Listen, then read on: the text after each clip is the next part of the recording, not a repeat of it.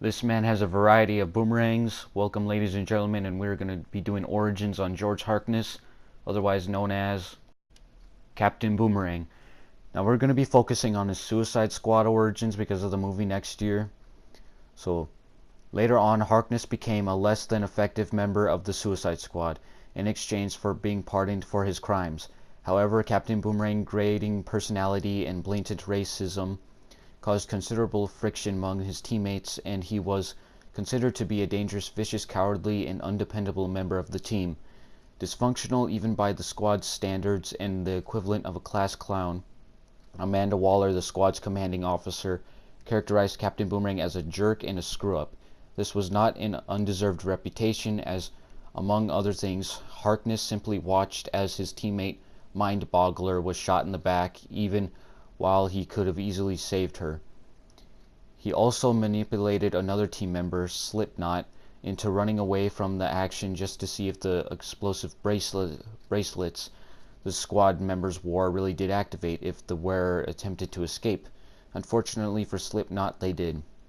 He was scared to learn an artificial intelligence used by the rival team, the Jihad, had been created based upon Mind Boggler's thoughts patterns and revealed what had happened. While in the squad, Harkness also briefly took up the mantle of Mirror Master to commit robberies. However, this career was cut short when he was caught and brought to Waller, who put an end to it by tricking him into a fake assault scene where he was forced to change constantly between Mirror Master and Captain Boomerang. She resigned the benefits Harkness had been given, such as his apartment in New Orleans and his status as a voluntary member of the squad.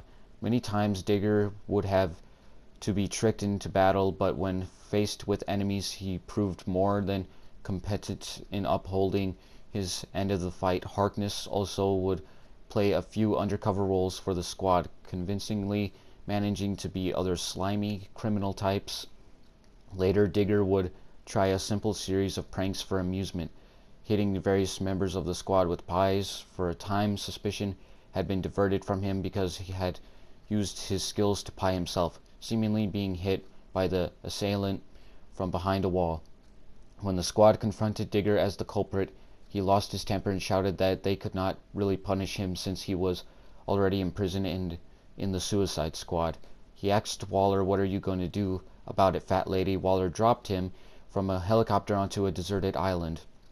Due to various events, mainly Waller breaking many rules by having a criminal gang ruthlessly gunned down, the squad broke up for a year.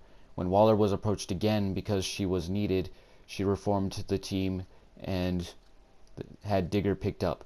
He was at the time trying to construct a massive boomerang to take him back to the mainland.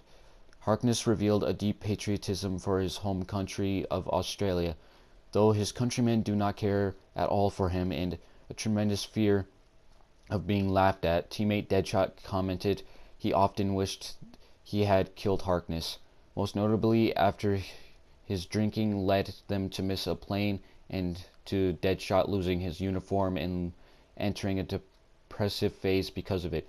Ironically, when Boomerang pulled strings to have the suit restored to Deadshot, Lawton's psyche had passed into a phase that led him to loathe it. Harkness remained with the squad until it was disbanded after a successful mission in Diablo Verde. However, despite being a somewhat trusted employee, Harkness still was quite immoral and greedy, selling out Adam Cray, the Atom, for $500,000. Captain Boomerang will make an appearance in DC's and Warner Brothers' Suicide Squad coming out next year as a member of the Suicide Squad. So are you a fan of this boomerang thrower? Make sure to subscribe and leave a like for more origins, and I'd like to see you all next time.